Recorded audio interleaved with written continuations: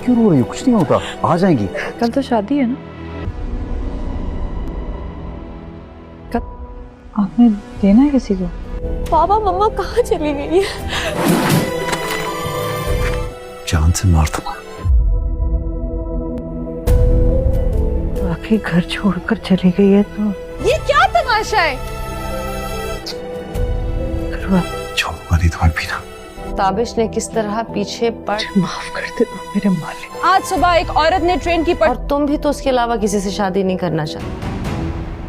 पटरियों पर कूदकर अपनी जान दे दी। कोई खत छोड़ कर गई होगी।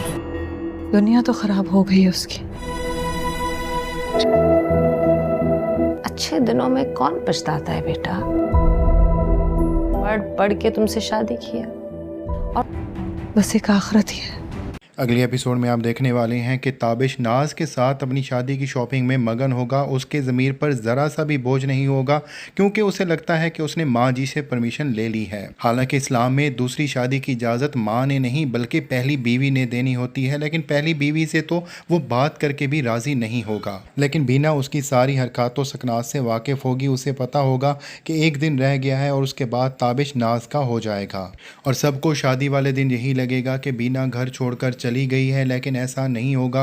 बीना अपने दिल का बोझ हल्का करने के लिए अपनी एक जानने वाली के पास गई होगी, लेकिन ताबिश को यही लगेगा कि बीना उसे छोड़कर चली गई है, इसलिए वो गुस्से से पागल हो जाएगा। इसलिए नहीं कि उसे बीना की ज़रूरत थी या उसके बच्चों को बीना की ज़रूरत थी, इसलिए कि ताबिश को एहसास हो रहा होगा कि बीना उसे ठुकरा के गई है और ये बात उसकी अना पर आ रही होगी। तो आप समझ लें कि राइटर ने कितने खूबसूरत अंदाज में मर्द की अना को यहाँ पर बयान किया है। हालांकि बीना के जाने के बाद कोई ऐसा ख़त या कोई ऐसे असरात नहीं मिलेंगे कि वो घर छोड़कर चली गई है, लेकिन ताबिश बीना की माँ को कॉल करेगा, वो वहाँ पर मौजूद नहीं होगी। तो ताबिश यही फैसला करेगा कि बीना घर छोड़कर चली गई है और घर के नौकर भी बीना के घर छोड़कर जाने के बाद तरह तरह की बातें कर रहे होंगे। कुछ लोग ये भी कह रहे होंगे कि उसने रेल की पटरी के आगे आके जान दे दी है। बीना अपने दिल का बोझ हल्का करके घर वापस आ जाएगी। उसने ये घर छोड़कर जाना है, लेकिन वो अभी नहीं जाएगी। वो बहुत कोशिश करेगी कि शायद ताबिश उसकी तरफ पलट कर आ जाए, लेकिन इस घर में जब उसके साथ इंसल्ट वाला रवैया रखा जाएगा तो वो ये घर छोड़कर चली जाएगी। और दूसरी तरफ आप ये भी देखने वाले हैं कि ऐन शादी वाले दिन ही नाज के